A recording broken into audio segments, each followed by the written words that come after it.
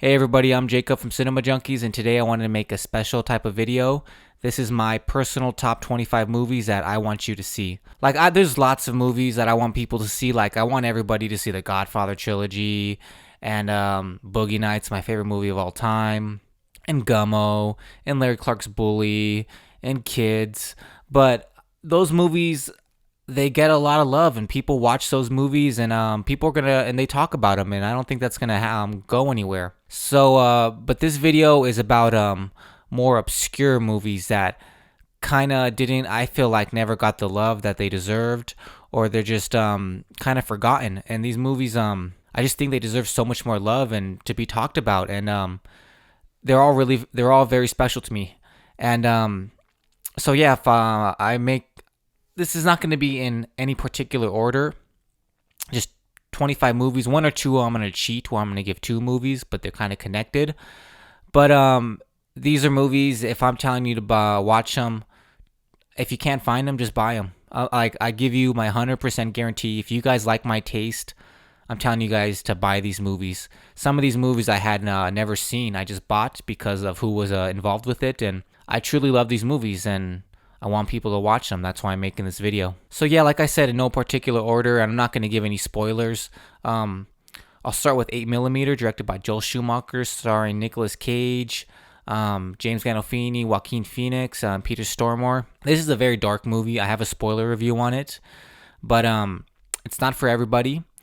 But it's the basic plot is Nicolas Cage is a private investigator, and he gets hired by this woman to find out if this video that her deceased husband has is a legit snuff film. So he has to go into like the illegal underground world of violent pornography. It's a high budget movie, incredibly well made and well acted, very well acted. And but it's more about what you don't see than what you see. But it's a very unique film. It's really a like a noir, like a crime noir about this private investigator, but about the world of pornography and the really seedy side of Hollywood. And Hollywood is such a big theme in it. And it's not for everybody. It's very dark, but I really recommend watching that. Just buying it.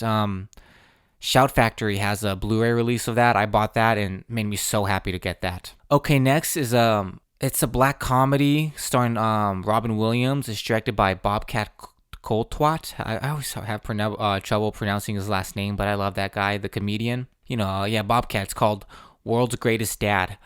This is a movie after Robin Williams died.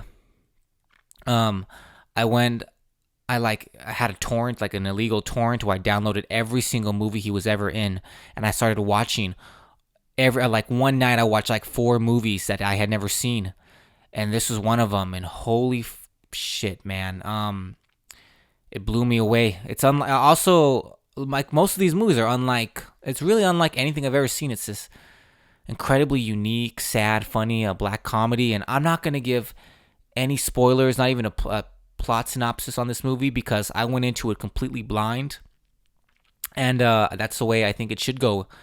That's the way I think people should go into it, just completely blind. Don't look up the trailer, don't look up anything.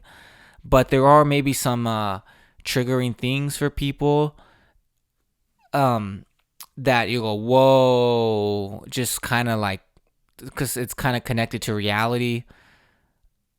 It's just a very unique movie, but there's some sadness involved with it. And World's Greatest Dad, just buy it. Next one is a movie called Wonderland. This is the true story of John Holmes and the Eddie Nash and Wonderland gang murders. And the first movie tells you, kind of spoils what it is, and they kind of go backtrack. It's a true story of this. John Holmes was a porn star that inspired the Dirk Diggler character in Boogie Nights, and this is about him just being a complete basehead. It's one of my favorite movies of all time. It's a huge, huge inspiration to me as an artist and as a writer. And I have a spoiler review on that. And in this movie, it's so well made and so well acted. It's one of Val Kilmer's greatest performances I've ever seen, and Josh Lucas and Tim Blake Nelson. Well, I'm going to talk about Tim Blake Nelson later, but this incredibly gritty crime movie, true crime movie, and this drug-fueled roller coaster ride of cocaine and addiction and true crime of Hollywood in 1981, and just yeah, very unique. It's not like it's violent, and I mean, somebody would explain it as a porno for junkies. I read that online, but it's also to me the greatest anti-drug film I've ever seen. That's fueled by drugs and drugs every second. But Wonderland, if you like, it's like a much more intense, darker crime version of Boogie Nights. I mean, it's about after the porno. There's no porno involved. This is when he's in his drug years. When there's nothing to do with porno. He just hasn't. It's about a porn star that hasn't made a porno for years and who's just a complete basehead and gets into this horrible, bloody crime. Wonderland, man, I fucking love it. Next one is a Stephen King movie called Pupil. It stars my favorite actor of all time, Brad Renfro, and Ian McKellen, who's from Lord of the Rings, great actor. This is I recently just bought this on Blu-ray. I hadn't seen it for a couple years. This was the second view when I watched it. Sinister Cinema Reviews is a YouTube channel that I love. Jason, he runs that. He did a review on it. I was like, I gotta watch this movie again. I've been meaning to rewatch it. And it just blew me away, man. And it tanked in the box office. And there was a lot of controversy around this movie. I think Bryan Singer, the director, he's blacklisted now for kind of being I don't know, like pedophile pervert. That's the word kind of going around. And I've heard from, because I live near Hollywood, people have said some pretty bad things about him that have worked with him. So I'm pretty sure some of the things are true. But he made a great fucking movie, man. This is a really underrated Stephen King movie. It's this chess game of Brad Renfro finds out that his neighbor, takes place in the early 80s, that his neighbor is a Nazi war criminal in hiding, and he blackmails him, but just to get information because he's obsessed with the Holocaust and he wants to know what it was like to be there. And he just gets in over his head, and it's just an incredibly well made and well acted movie, man. Brad Renfro really holds his own. This is a big reason why that Brad Renfro is one of my favorite actors of all time. It's such a tragedy because he had so much going for him. It was so obvious that he could have been one of the greats, and man, it's just a shame. But this is one of his best movies, man, and it's just, yeah, it's a great story, and just a great story. I really recommend it. I found it on Blu-ray for $20. Just buy it. Okay, so next is to me, the greatest Spike Lee movie he's ever made. I guess I haven't seen all of them, but I've seen most of them. This one is called Summer of Sam. And I was very lucky. One of the greatest moments of my life was I ran into Spike Lee as he was coming out of the ArcLight Theater.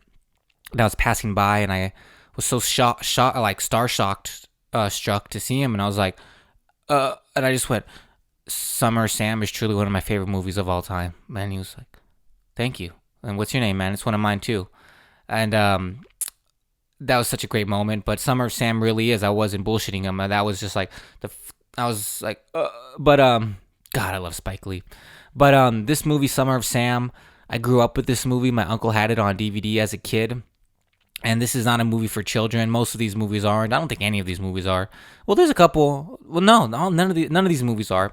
You guys know my taste, incredibly violent or whatever, and dark or sexual, and I have kind of no boundaries when it comes to movies. But this movie is very controversial when it came out, but really because it's about the summer of 1977 in Bronx, New York, when David Berkowitz, the son of Sam, the serial killer, started going around killing people with his .44 caliber gun and like couples in parked cars. But this movie, I'd say only a third of the movie focuses on him. The other 2/3 of the movie focuses on the community around him and how it affects the community. Like, it has John Leguizamo and Adrian Brody, and it's kind of about they have their own story, and they're just in it. And but it all goes back with this killer who's just in their neighborhood, and how kind of gives this like mob mentality of people trying to find the killer themselves, and like the mafia in there. And then there's the riots that happened that year because of the famous blackouts.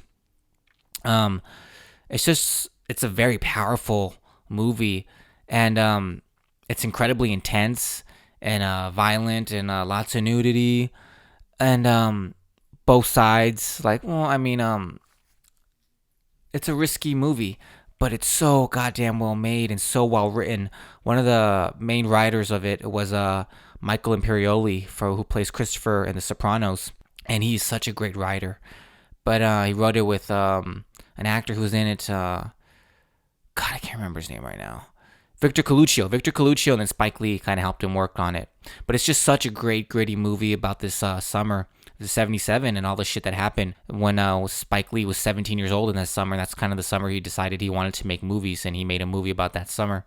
And it's not it's part of it.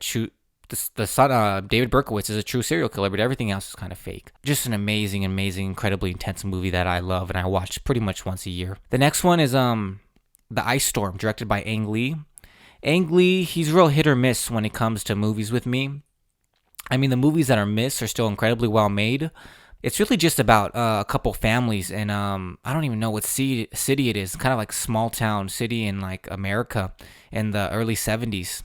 And it's about the kids and the parents, and the parents are kind of acting out like kids, and the kids are just kind of starting to experiment with their sexuality. It's like early 90s, Christina Ricci, Elijah Wood, Tobey Maguire, Katie Holmes, got Kevin Kline, Sigourney Weaver. I don't know, like when Ang Lee tries to direct movies that are like Crouching Tiger, Hidden Dragon, and The Gemini Man, and I forget the other one. God, I forget this movie he made where it's like a tiger on a boat. Those are well made, but I don't know, they just didn't hit with me. But like this and Brokeback Mountain, when he's like making movies about like small towns in the past of America, I don't know, man. It doesn't make sense. He talks about like it doesn't make sense that he's so good at covering these subjects, but it just works. I don't know what it is. Okay, so next is Hard Eight, which is Paul Thomas Anderson's directorial debut before he made Boogie Nights. This is just a very I mean, if you guys know Paul Thomas Anderson, man, he's one of the greatest directors of all time. His last couple movies I didn't love, and Boogie Nights is my favorite movie of all time, and it's like you could totally tell it's the director of Boogie Nights. And starring I went into this completely naked, like just not knowing anything about it. And my uncle had it when I was a kid. I remember looking at the DVD cover, but I didn't watch it like an idiot. But I watched it as an adult. I just bought it online, so I'm not gonna explain anything about the plot. But it stars John C. Reilly and Philip Baker Hall and Samuel L. Jackson. And this is like before Step Brothers and Walk Hard. People forget. And Anchorman, Talladega Nights. John C. Reilly was a dramatic actor. He was known for his dramas, and he's so good in this movie. But you could tell like there's some comedy, like he has like good comedic timing, that he is a funny guy, and you could see in this movie.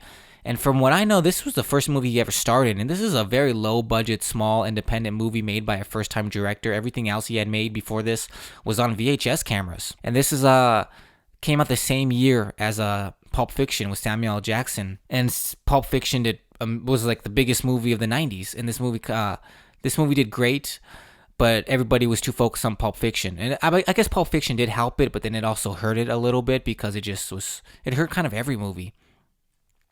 Maybe that's not fair to say. I don't know. Hard Eight, man. It's like you could see right in this director's first movie that this guy's a fucking master at his craft already. He knows what he's doing. He's working with great actors. He's got a great script. It's low budget. It's small, but it's so well written, so well acted, and it's just oh God, Philip Baker Hall, man.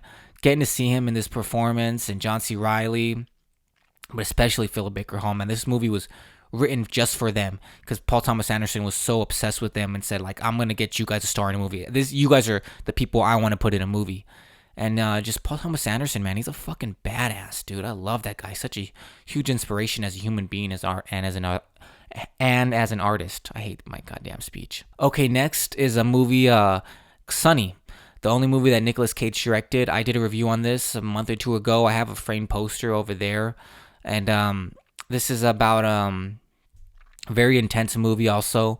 I mean, like most of these movies are pretty intense. Well, there's a couple that aren't. I mean, this is very intense and kind of an uncomfortable movie. James Franco plays a male prostitute in the early 80s. But he sells himself, he's pimped out by his mother in New Orleans, but he goes with, he's not a gay prostitute, he's with older women, like elderly, wealthy older women. And it's just a very sad movie, and like the relationship with him and his mom, and It's James Franco, like one of his very first great performances, like this, Freaks and Geeks, City by the Sea, and James Dean. These are the movies that kind of put him on the map. James Dean especially, but I love this movie so much. I don't know. This is a movie that kind of changed my life. Watching it as a kid late at night, this movie made me like be like, okay, I want to do some acting in my life because this is what I think acting's about. To be able to pull something off like this, James Franco was like, okay, I want to do this. Like this is fucking beautiful, and it's intense and raw, and he's violent and scary, but truly one of his greatest characters I've ever seen him play. One of my absolute favorites. And Sonny, man, I love that movie. Next is a Richard Linklater movie, one of his forgotten movies. I think it might be one of his most expensive, maybe. It's called A Scanner Darkly. It's a Philip K. Dick novel, based on a Philip K. Dick novel. Didn't he write Minority Report? But he's known for these big sci-fi epic movies. This is technically sci-fi, takes place in the near future, but it's a very stripped down movie. But the movie is like in this weird cartoon. The whole movie was filmed in real cameras. Like they filmed everything, and it's not voiced over. It's filmed, but then they put this cartoon effect where everything is tripped out, and the whole movie feels like a drug trip. And the whole movie is about these undercover narcotics agents who get kind of addicted to this made up drug. It's like a red pill. And it's really just about how people lose their identity in themselves and drug addiction, and like become empty shells, ugly shells of themselves after taking all this poison. And it's something I really related to. It's an anti-drug movie, but it's also made to trip out. It kind of reminded me of like Fear and Loathing in Las Vegas, but honestly much smarter.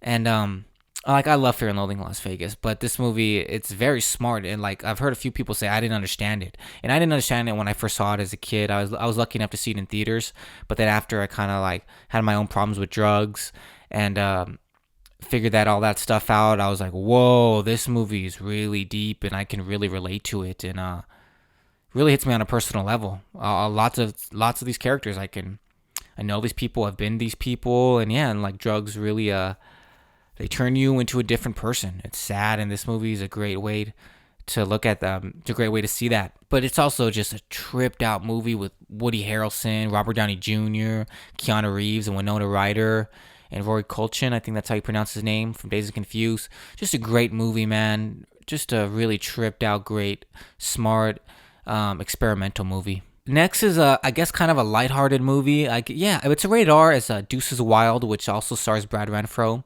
And James Franco has a small part in it. Stephen Dorff, directed by Scott Calvert, who directed The Basketball Diaries.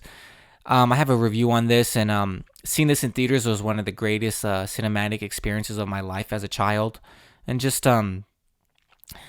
it's kind of like a big budget B movie that takes itself a little too seriously. It's like kind of like The Outsiders, but rated R, and it's not as good as The Outsiders. Most people don't like this movie. This was kind of expensive to buy on Blu-ray. I had to find it at Amoeba. I think it was like $40. I think it might be. Last time I checked, it was on Hulu. They might have taken it down. But I love this movie so much. It's so special to me. I see its flaws, but I don't care. I just think it's so badass, and I just love Deuces Wild. I know people don't like it a lot. Most people don't like this movie, but I love it. Hey everybody, I messed up the audio file because this is an audio file and a video file, and I sync them together with the microphone, and I had accidentally deleted one of the audio files or recorded over it. So this is a different day. I'm finishing up this video on a different day. So if you're wondering if it looks just slightly different, it's because I can't frame the camera perfectly and everything. I tried my best, but okay, so just to get that out of the way, it really bugs me. I have to refilm this. Okay, next movie I want you to see is Bowling for Columbine, a Michael Moore documentary. You guys know, if you guys know me, I'm kind of obsessed with the whole Columbine massacre and all that stuff. But this really isn't about the kids who committed the massacre, Dylan and Eric. This is more about gun violence in America and how America shapes violence. And it's not what you think. It's not about it. It's Columbine is just kind of the stepping stone about really just gun violence in America, and just how it's too smart for me to really get into, but it's just such a well-made documentary and incredibly entertaining. I've been watching this movie since I was a little kid. It is so entertaining. I'm not a huge documentary guy, but this is great and very entertaining. Next is one of probably the most nostalgic movie of my entire life, Silver Bullet, starring Corey Haim and Gary Busey. This is one of the very first movies I ever saw in my life, and I used to have it on VHS from maybe the first grade, and I would just watch it so many times. It's a big reason why Corey Haim is one of my favorite actors of all time. It's just so nostalgic to me. It really is a really overlooked movie. It really reminds me of because it's written by Stephen King, reminds me of It, where it is this legit violent horror movie about children, and children aren't safe in this movie. And I know some people say that's in bad taste to put children in peril, but when you're a kid and you're watching it, it's just so much more exciting. And it's very well made. It's beautiful. The director is Daniel Adius. He's directed I think it's his only movie, but he's directed so many great television shows. He's directed episodes of Sopranos, Entourage, It's Always Sunny in Philadelphia. Just such an incredibly talented director. And it sucks that this is his only movie. I'm pretty sure it's his only movie. But it was a flop, and I just really want people to watch it. And you could see right then Corey Haim had something special. And rest in peace, Corey Haim, man. I love you, and I love him, and just a great movie. Next is Funny People. Funny People did really well when it came out, and a lot of people watched it. But I feel like it's overlooked because it's not the funniest Judd Apatow movie. If anything, to me, it's the most dramatic and sad and mature Judd Apatow movie. And most people just want the 40-Year-Old Virgin or Knocked Up, and I love those movies. And those movies are slightly, have a maturity and something better to them, something a little bit more in depth than most comedies have. But Funny People, if you really like Freaks and Geeks, watch Funny People, because it's in that same vein where it is a little bit sadder and it is making you laugh, but it is there's some sadness to it. There's a lot of sadness to Funny People. I just made a spoiler review on that video, and it's a movie I never get tired of. I love all these movies, and I never get tired of any of these ones. I can't praise these movies enough, but it's my favorite comedy because it's more of a drama than it is a comedy, but it still makes you laugh out loud. Okay, so next one, this is the only one I'm going to cheat on. It's two movies, but they're both directed by the same director. It's his first and second movie. It's Tim Blake Nelson's O and Eye of God. Eye of God was his first movie he ever directed. It was a movie I just had to buy because I couldn't find it anywhere, and I bought it and I watched it twice. The day I bought it, I watched it, and I replayed it with the commentary with Tim Blake Nelson talking over it. Just a very obscure, forgotten movie that nobody really watched, and it's a really cool script. I mean, not cool is the right word, but very low budget, very small scale, but amazing actors. Hole Halbrook, rest in peace. Nick Stahl, Martha Plimpton. I love Nick Stahl. He's such a great actor. And then there's this guy, I've never seen him in anything else, but Kevin Anderson, he gives a great performance. He kills it in this movie. And I just really want people to watch it. You could really see that this guy is a director and he knows what he's doing. Yeah, he's a great director. And then the second movie, O, truly is one of the most inspiring movies in my entire life. I saw it in theaters as a kid, and it was the first movie in my entire life I was glued. I was at the edge of my seat. I had never seen anything like that. It's a modern teenage adaptation of William Shakespeare's Othello, but it's rated R and it's played out like a crime drama. It kind of feels like a Larry Clark's Bully or Mean Creek or Alpha Dog, but unlike those movies, these kids are really smart and they're not fuck ups and they're not idiots. These kids aren't getting high and having sex and they're not idiots. These kids are actually intelligent, and it's just a great movie, man. Amazing performances. Josh Hartnett, Eldon Hansen, who I met and I talked to about this movie. I made sure the first thing I told him was, hey man, O is one of my favorite movies of all time. He plays Roger in this movie. Such a heartbreaking performance. I love this movie, and I want more people to watch it. I think if you're a young actor, you should definitely watch this movie. Next is another documentary called Stoke, The Rise and Fall of Gator. Gator was Gator Rogowski, a huge, one of the most successful skaters of the 80s. He got sponsored when he was in 8th grade by Vans, and then he went with Vision Skateboards. And it's about his rise and his downfall. And I don't want to give anything away, but truly one of the most entertaining and unique stories I've ever heard of. And this also really inspired my writing. Hopefully one day you'll see it and it's kind of like Gator Rogowski, and I really want to make this into a movie one day. I would love to make this into a movie, not a documentary, an actual movie. But I got it because it's about a skateboarder. And I still kind of skate, but I still love skateboarding. But I watched it because I just saw skateboarding on the DVD box as a kid, and wow, it gets dark, and it's a crazy story. Next is Speedway Junkie. Such an impactful movie in my life. I saw it as a young kid, just late night on HBO, and it just struck a chord with me. And it's what I named my channel after, Cinema Junkies. And I did a review on it, but I also uploaded the entire movie. So you guys don't even have to buy this movie. You could just watch it on my channel, ad free. It's non-monetized. And I just love Speedway Junkie, man. Just click on it. All you gotta do is click on it. Watch Speedway Junkie. It's a badass movie. Next is another movie that I watched that same night when I watched all those Robin Williams movies, called Cadillac Man. It's Robin Williams and Tim Robbins, one of his very first movies, and it's directed by Roger Donaldson. He also directed a movie called The Bank Job with Jason Statham, which I was lucky enough to see in theaters. Great movie, but Cadillac Man is this crazy R-rated comedy that just... I had no idea what it was. I just put it on, and I'm so glad I didn't watch the trailers or anything. Don't look up the trailers. It just takes you on this roller coaster ride. Such great performance. It's very funny, but it's pretty intense. Like, you're not sure where it's gonna go. It reminded me a lot of Dog Day Afternoon. We were just like, how far is this movie gonna go? Like, these characters are funny, but they can be dangerous. Next is the first Gus Van Sant movie I ever watched as a child, called To Die For. I was lucky enough to see it in theaters about a year and a half ago at the Alamo Drafthouse in LA.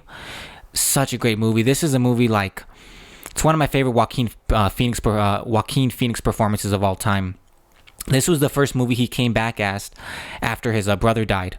He had quit acting for a couple of years after his brother, and he came back with Gus Van Sant because Gus Van Sant had directed his brother in My Own Private Idaho. Maybe that's why. I think that was kind of a reason why. Oh God, I love that movie so much. It's not his best movie, Gus Van Sant or Joaquin Phoenix's, but it's just it's a simple movie, but great performances. Him and Casey Affleck and Nicole Kidman and Matt Dillon. I especially like Joaquin Phoenix and Casey Affleck. They stand out in this movie. And just check it out, man. It's a really fun, cool movie. Next is My Own Private Idaho. My Own Private Idaho is, I gotta give a little caution. It's about, River Phoenix and Keanu Reeves are like gay male prostitutes, like homeless prostitutes in Portland, Oregon. But like Keanu Reeves is not gay, but he'll have sex with men for money just to get his dad mad, who's like really rich. And River Phoenix is in love with him. It's his best friend.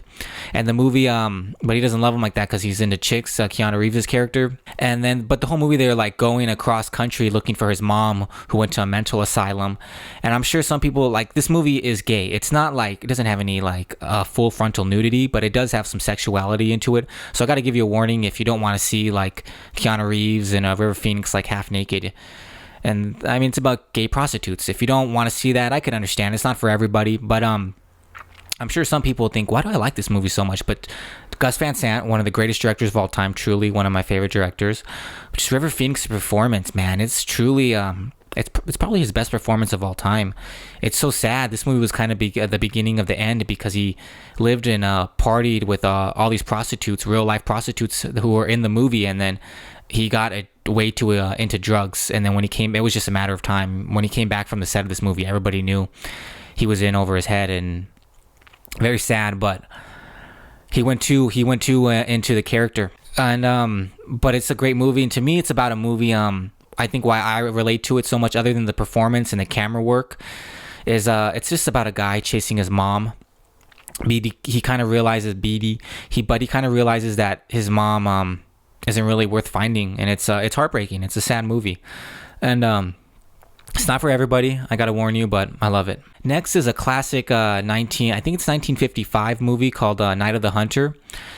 One of the most absolutely beautifully shot movies I've seen in my entire life. This is a movie I wish I would have watched when I was a child. It's kind of like It or Silver Bullet, where children are in peril, and these kids you believe that these kids can get hurt or get killed. The villains, it's not above them to kill children. And it's really man, I wish I'd seen one as a kid, but it's 1955. There's no violence, there's no sexuality. But for the year that it came out, it's kind of risky. but it's just so beautiful. The music is perfect. I just love it so much. Robert Mitchum as that character as the preacher, it's so iconic. It's a great movie, man, and I love it. I watched it for the first time as an adult, and it just really stuck out to me, and I love it. Next is a movie called Ghost World. I saw this movie when I was a kid. I thought it was going to be a horror movie, but it's not. It's like a black comedy. It has Tora Birch, Scarlett Johansson, and Brad Renfro, and Steve Buscemi. And Steve Buscemi's character, I 100% relate to him. I feel like I am becoming Seymour. I feel like I am becoming that character, which is kind of sad. But I don't know. This movie is just it's just a great movie. It's funny. It's the director of Bad Santa, and it's not as like vulgar as Bad Santa, but you can kind of tell it has like the same type of like humor. I don't know. Something about these characters and these actors playing them. I just really love this movie, and I really got it, man. And it's always been an important movie to me. I just really love it. It focuses on two girls, so I think some people might think it's a girl movie made more for girls, but I disagree. It's just these two girls are the main characters, and they're great characters. And the Tora Birch character kind of reminds me too much of someone like a girl that broke my heart. So I kind of feel like weird watching her, but the movie's so great, I'm not going to let that ruin the movie for me. Okay, next is Sidney Lumet's last movie he ever directed before he died, called Before the Devil Knows You're Dead. Wow, this movie is intense. It's so well acted. Ethan Hawke, Philip Seymour Hoffman, I forget the dad's name, but just super intense crime drama. I don't want to say anything about it. It's just, it's intense, man. I fucking love it. I really, really recommend watching that movie. It's an angry, powerful movie. Just all these movies, don't look into them. Just watch them. Take my recommendation. Buy them. If you can find it on streaming, watch it. If you can't, buy it. Next, this is the one I'd saved it for last. I saved the best for last. A Tale of Two Quarries. Yep, the story of the hamster and Fell Dog. I'm in love with this fucking movie, man. I mean, I've made so many videos and I keep deleting them because of the quality. I've interviewed Justin Allings, the actor who plays Corey Haim. He's so nice. That kid's gonna be a star. The actor who plays teenage Corey Haim, he's gonna be a giant movie star. And I'm going on the record saying I know that he's going to be a giant star. He has it all. And his performance makes this movie so good. But you guys know me. If you know me, you know I am obsessed with the Coreys. I have been waiting for this movie for so many years. And yes, it's silly and ridiculous and really gay. But it's just bananas. But I fucking love it. There's so much great. Every scene is so goddamn entertaining and funny, even when it's not trying to be. It is so much fun. And it's dark too. And it's a made-for-TV Lifetime Channel original movie, which some people are just hearing that. Fuck that, I'm not gonna watch it. But if you guys if you guys are interested in Corey Haim and Corey Feldog, the Feldog story, check it out. Okay, so I think this video went on way longer than I wanted it to go. So I'm gonna end it here. Thank you guys so much for watching. I just started a Patreon page. I'm gonna make a video for that soon, explaining that all. I'll put the link and the description on this video if you guys want to check that out, ask me any questions. Just please, God, just watch these movies, man. I want you guys to watch these movies. I love all of these movies, and thank you so much for watching this video. You guys know how YouTube works. If you like this video, hit that like button, subscribe to this channel, and you can follow me on Instagram at cinemajunkies_. Don't forget the underscore.